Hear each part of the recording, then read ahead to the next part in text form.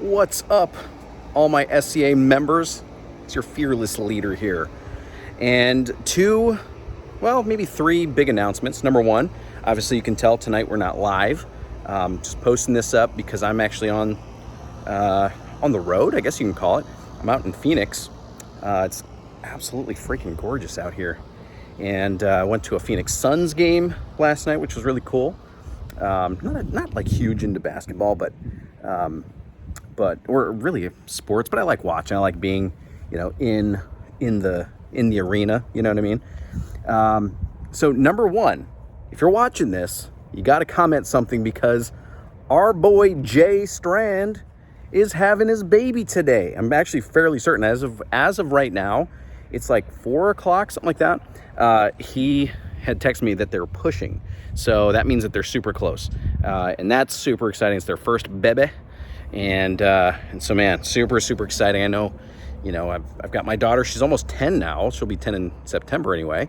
And just one of the most impactful events of my life. So we wish you, Jay, nothing but the best. Hopefully Marissa is as strong. I mean, she's super, super strong.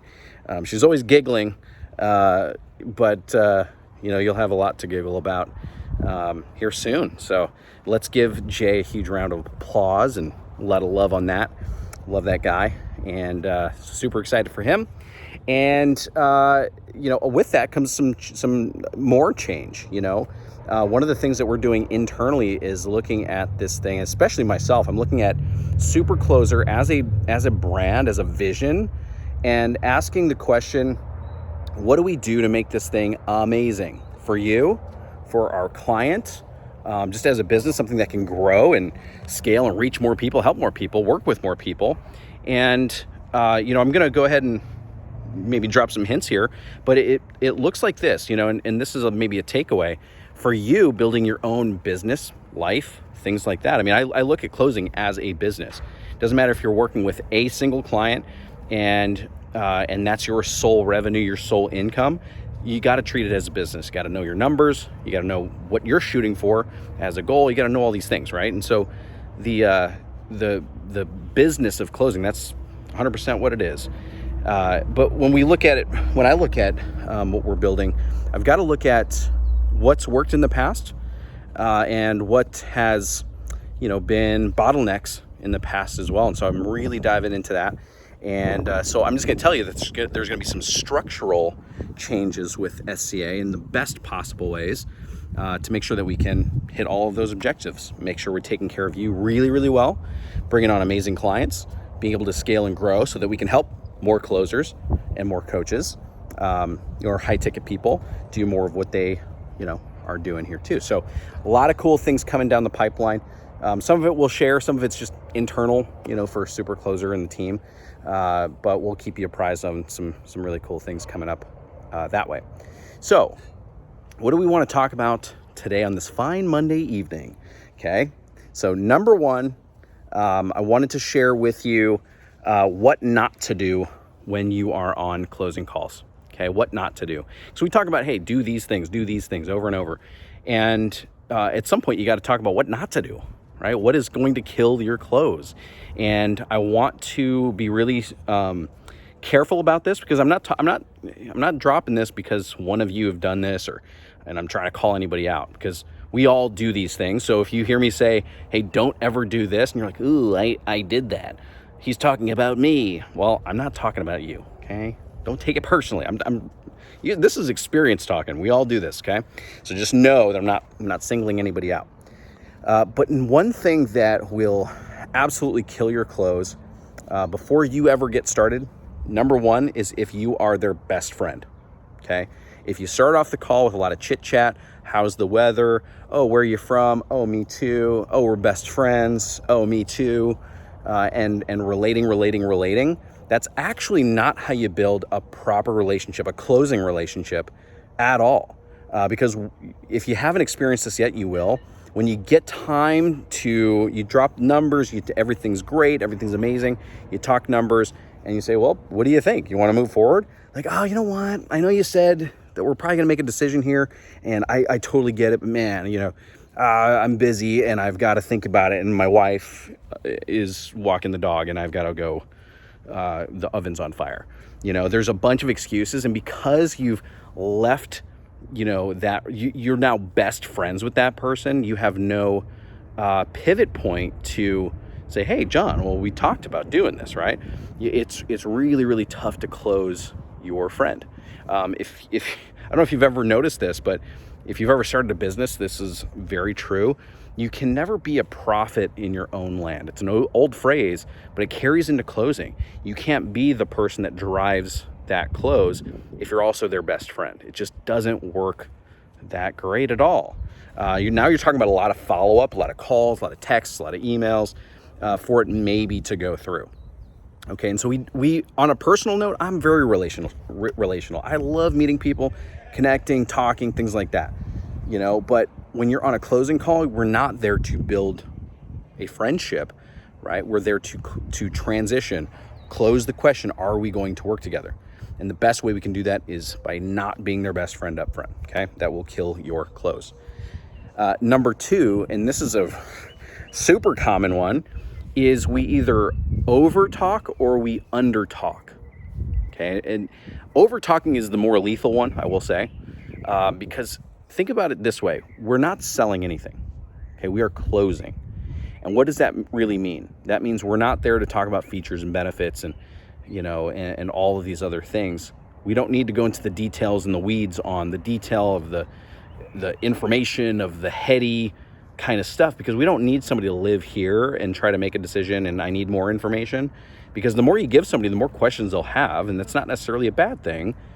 But what happens when you start over talking and over sharing about how amazing it is and features and benefits, and oh, didn't you say that this was a pain point? Well, great, because this solves your pain point, and things like that. You'll over talk that situation 9 times out of 10. More often than not, you will over talk it than you'll under talk it. But what does under talking look like? Well, there are select personality types that actually need information. And really, all of us, we need information. We need to know that this is for us and this is what we want to do, right? But if you don't give enough information, where it almost feels secretive and we're holding something back, that can be used as a tool, but you don't want to use that as your complete tactic, your complete strategy to be like, so how long you guys been doing this? Oh, 5 years. Cool, okay. How many are your other clients? How many other clients you have? I don't know, 10 a year, 20 a year, 100 a year. I don't know, whatever your numbers are. Well, you got to give some context. How long you guys been doing this? Oh, gosh, can you believe it? We're actually doing this, feels like a lot longer, but about 5 years. And what else do they actually, what are they saying? Do you have experience, right? You're not answering. It's like, I hate to do this, but I'm going to do it. Me and Oakley, this is the best. Like, I have to close all the time, guys. Like, if you've seen Oakley, she's pretty amazing. She has the run of the litter. She can pick any man she wants on this planet. I have to be a really good close. I had to close Oakley on marrying this guy, okay? I'm the most irregular, nerdy dude you'll meet. And she's like a freaking Instagram supermodel, super smart, awesome lady. Okay, so I have to close her all the time. But the interesting thing is that she will say one thing and she means another. She'll tell you this, I'll tell you this too. She'll say one thing and she means another. And that is often the case with your closing. So, hey, how long you guys been in business? Oh, wow. Yeah, great question. Nobody really asks. So maybe about 5 years. 5 years to, 5 years in April, actually. And what are they really asking? Are you experienced and can you do a good job? So this is where, all your features and benefits and bullet points and things like that you otherwise would love to start jamming down their throat, you pick one or two and you throw a little tic-tac of information their way. Yeah, about 5 years. Gosh, it's so crazy because 3 years ago we worked with so-and-so. This is great. They're very similar to you, oddly enough, that I would tell you about them. And we helped them do boom, boom, boom. And we're only 2 years in the business. So what does that tell you, John? We're 3 years down the road from doing awesome work from somebody just like you. What's possible for you right now? And just throw those little, testimonials that you might want to share and things like that. It's a perfect opportunity to start sharing some of that stuff. But but that's all you're doing. You're not saying, hey, so let me run through you a whole presentation, and here, boom, boom, boom, boom, boom. You're conversationally bringing up the things that you'd want to bring up anyway. But that's a great way to not undertalk and not overtalk. You've heard their question, how many years have you been in business, or whatever the case might be? What do they really mean? Do you have experience enough for me to want to invest? And now you've actually inserted the piece of information that they really wanted. Can you do great work, and can you work with people like me, right? Well, for whatever the offer is, okay? So that's bullet point number 2, over talking, under talking. Both of those things will kill your close. Number 3, I think I even might have another one. But number 3 is, this is a touchy one, because every process is different, but it doesn't matter if this is in your control or not. But it's when they say yes, okay? The basic thing is to reconfirm their decision, right? We've all heard this. Oh man, super stoked. Yeah, I think this is going to be that's a good choice. We've been able to help a lot of people like you. We're excited to bring you on and things like that. The onboarding has to be amazing, okay? And it doesn't matter if that's you or if you pass them off to the team or whatever the case might be, but onboarding a new client has to be, it's their very first real interaction. You've taken their 5, 10, 20 grand, you've processed it. What's the next step? When you say, here's 20 grand, like when you buy a car, right? Think about that. You go in, you sign the paperwork, you make a deposit, or you pay cash, or whatever you do. Well, guess what you leave with? Ching, ching, ching, and vroom, vroom, vroom, right? Instant gratification. Now it's my car, and this is amazing. You want that same experience. Otherwise, guess what happens? Any other weird question that they forgot to ask, or something that came up afterwards, or a worry that they had, or a concern that wasn't addressed, now starts to creep in. And your onboarding has to be so phenomenal, it has to be up here, so that their question it's not actually that important, right? Because if it's the other way around, the experience was like, oh, awesome, well, hey, thank you. In an unknown amount of time, you're gonna get an email from some person on our team, and something else will happen after that. I don't feel great about dropping 10 grand with you just now. Right now, I have some serious reservations. I've got to do more homework. I'm going to go to the website. I'm going to ask a bunch of people, and I'm going to find, because I'm already in that, my reticular activating system is already saying this does not feel great, and we're going to go find more things that don't feel great to support us wanting a refund, a chargeback, just a negative experience. It happens, not because we want it to. It's just you've put us as the closer in that position, right? So that onboarding has to be phenomenal so that they know that they've made the right choice. And so if you're on onboarding, if that's you, hey, awesome, John, perfect. We'll run your card, and then I've got a couple steps we need to take you through. We're going to start your account. We're going to open your thing. We're going to start this thing. We're going to log you in here. If that's you, or if that's a handoff to someone else, make sure the experience is awesome. And I'm going to tell you, if you're closing for someone else, you are very instrumental on giving feedback. Hey, super coach, our clients, when they come on board, I want to tell you, I take their money, and then I there's nothing really after that. There's no experience. I can take these off now. I'm in the shade. Ooh, hello, eyeballs. You can tell them, hey, the experience isn't like world class. We want to make sure we have, Joe follow up with them within 24 hours. So I know that, hey, John, 24 hours, you're going to get a message from Joe to set up your onboarding call. Make sure you keep an eye out for that, and make sure it's just a phenomenal experience. But that onboarding will kill the close, even though you've taken their money, even though everything's buttoned up on your end. You're still looking at that as a huge touch point to make sure that you actually keep that client on your roster. Okay, that's really important. And here's maybe an aside. I only had those 3, but as I've been kind of verbalizing this, number 4, killing your close. Lean in close for this one. If you're getting value, make sure to drop some comments, by the way. Number 4 is if you assume the close. Okay, if you assume the close, that can actually be a silent killer. What do I mean by assuming the close? Because that can go both ways. You can close something and it's not a sale, right? You can close and be like, nope, that's not a fit. You can close it and say, this is a done deal. Easy peasy, right? Both of those, these are silent killers right now. This is experience talking. I've been on way too many calls where I'm like, from the jump, they're like, I'm in, I want it. I don't even care. Like, this is everything. I want it. Like, this will be fun. This should be easy. And how many of those don't go through, or they take way too long, like 3 calls, and then they have to do this? Because what happens, especially when we're assuming it's a yes, right? We start skipping steps. We want to get to the fun part. Give me your money, right? We don't talk about, hey, let's make a decision today. We don't talk about, just confirming that this is actually a good fit, right? That this is something that they actually want, right? Because then we can get back into that other situation of, they didn't have there's no great fit, and this is not something that could actually serve them. We jump through the steps. This is why I always say stick to the script. When we go through the script, I don't miss any of those things, especially when it's like, oh, it's a done deal. Well, experience says, John, this already sounds like a phenomenal fit, but I want to do us both a favor. I got a couple things, prerequisite, you understand, because you're already in. We're already best buds. I got to go through. I want to make sure that this is a phenomenal fit like I think it will be. Are you cool with that? I'm like, oh yeah, run me through, right? And now you've put them in a position of defending their decision, right? So it's like, hey, we're going to require 2-3 hours a week to do something like this.